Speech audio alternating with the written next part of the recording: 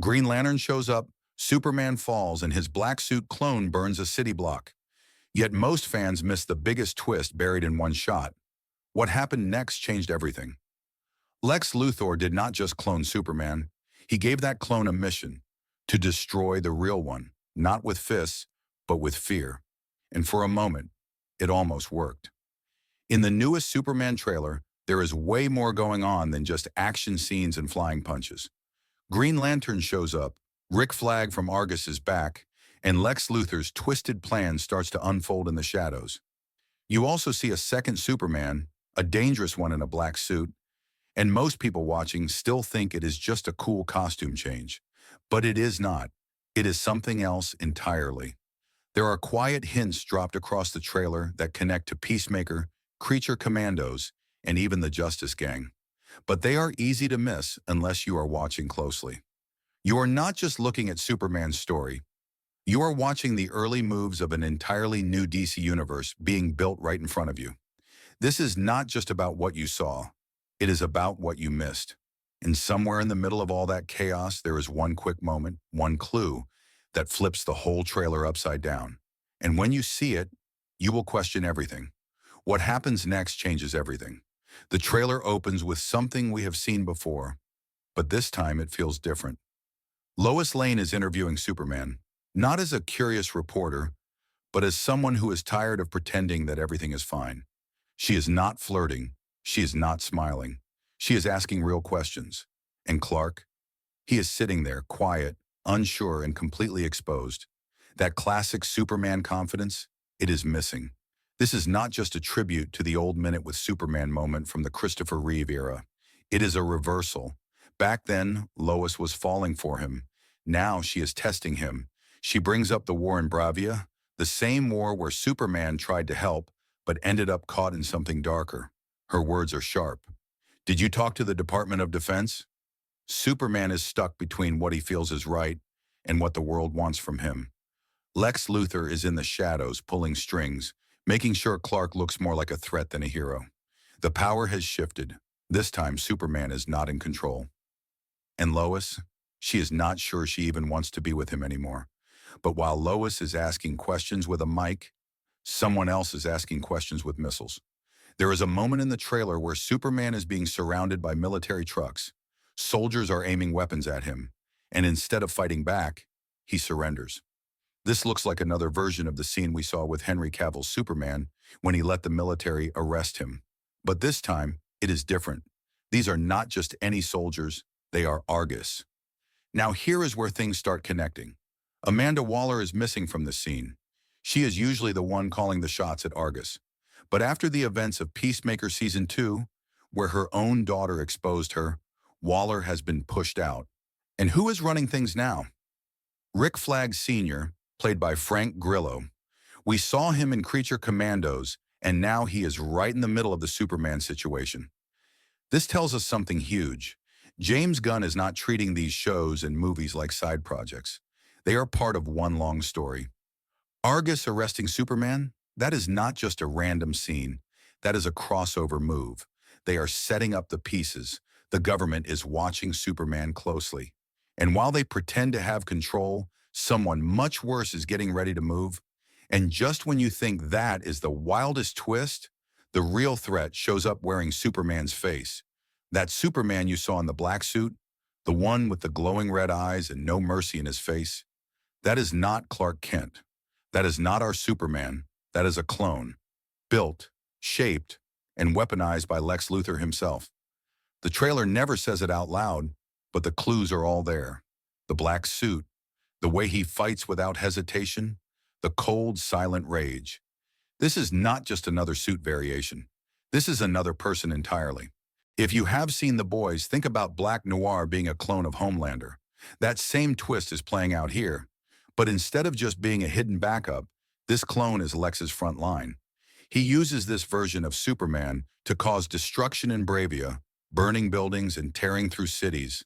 And while the real Superman is trying to help, the clone is making sure people fear him. And then Lex does what Lex always does best. He turns on the cameras. He controls the story. Social media starts spinning. News clips are edited. Headlines twist every word. The world starts asking, can we still trust Superman? And that is Lex's real plan. Not just to beat Superman with force, but to break his image. But how did Lex create a clone powerful enough to fool the world and the Fortress of Solitude? Lex Luthor did not just build a clone. He used that clone to open the one place Superman thought was safe, the Fortress of Solitude. And here is the terrifying part. It worked. The Kryptonian systems inside the fortress are coded to respond to Superman's DNA. But the clone has the exact same genetic signature. So when Lex shows up with him, the fortress lets them in like nothing is wrong. No alarms, no defenses, just an open door. Lex is not alone. The engineer is with him, using her tech to interface with the fortress systems. Miss Teschmacher is there too, looking more like a tourist than a threat. But Lex never brings anyone by accident. Once inside, they access messages from Jor-El. Messages meant to guide Superman. Messages meant to give him hope. Lex takes those and twists them. With a few edits and some clever framing, he turns them into warnings. He makes it sound like Jor-El doubted Earth, doubted Superman, and then he leaks them. Now the world sees Superman as a failed project, a mistake. And Lex looks like the one who exposed the truth. That is not science fiction. That is media warfare. And that would be bad enough. But the moment you see the Green Lantern ring activate, you know things are way bigger than they look. The trailer gives us quick flashes of something fans have been waiting for, the rise of new heroes. Green Lantern shows up, and not just in a background shot. We actually see his ring glowing in the middle of a battle. That is Guy Gardner, the loudmouth Green Lantern who does not back down from anyone. He is flying into the fight like he has something to prove, and it looks like he does. Then there is Mr. Terrific. He steps out of his ship with those signature spears and high-tech gear. He is not just here for support. He is running tactics, leading moves, thinking 5 steps ahead. His arrival shows that this is not just a Superman story anymore. This is the beginning of a bigger team. You also spot Hawkgirl in the background during the Justice Gang sequence. She is in full armor, wings out, charging into the chaos. And right in the middle of all of this, Lois Lane. She is in danger again. But this time, Superman is not the only one watching over her. These new heroes are stepping in. The Justice Gang might not have a full name yet, but this is clearly the start of something bigger. A new team, a new fight.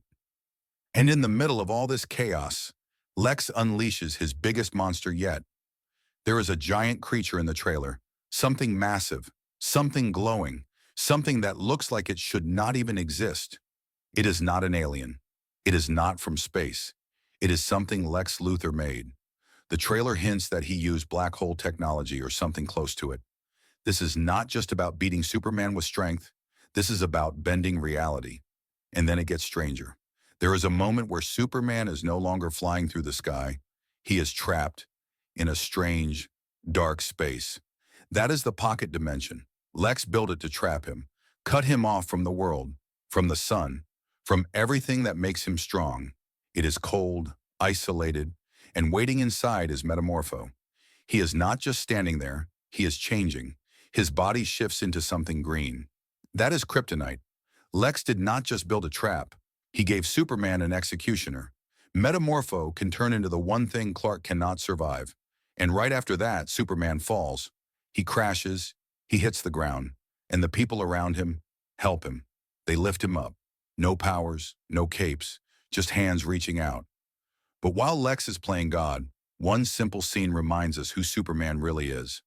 After all the chaos, fire, and destruction, the trailer slows down. Superman is not flying. He is not fighting. He is lying in bed, barely conscious. And right on top of him is Krypto, just resting there like a regular dog trying to comfort his owner. No lasers, no explosions, just quiet. This is the kind of moment that makes Superman feel real. He is not just a symbol in the sky. He is someone who gets hurt, who needs help, and who has people that love him when the world turns against him. We see Kryptonian healing tech in the background, solar energy magnified through special machines. That is how he heals. Not with magic, not with a reset button, with time, with patience, and with a little help from alien science. You also see the Kent family by his side. They are not rich. They live in a trailer. They do not have superpowers. But they raised him to care. They remind him who he is. And that is what keeps him from becoming what Lex wants him to be. There is even a tease of Supergirl at the end. She is coming, not for a fight, but to pick up Krypto, her dog, and all of that builds to the final fight, Superman versus himself, literally. Lex Luthor did not just fight Superman with weapons. He used something far more dangerous, doubt. He created a clone, gave it a purpose, and used it to burn down everything Superman built. Trust, reputation, hope. Then he walked right into the Fortress of Solitude using that same clone, and the place opened its doors without question. Even Kryptonian tech could not tell the difference. Green Lantern is now in the picture. Argus is moving pieces behind the scenes. The Justice Gang is forming in the shadows. And Superman? He is healing, quietly, alone, with the weight of the world pressing down on him again. The people who once believed in him are asking hard questions, and some of them are starting to look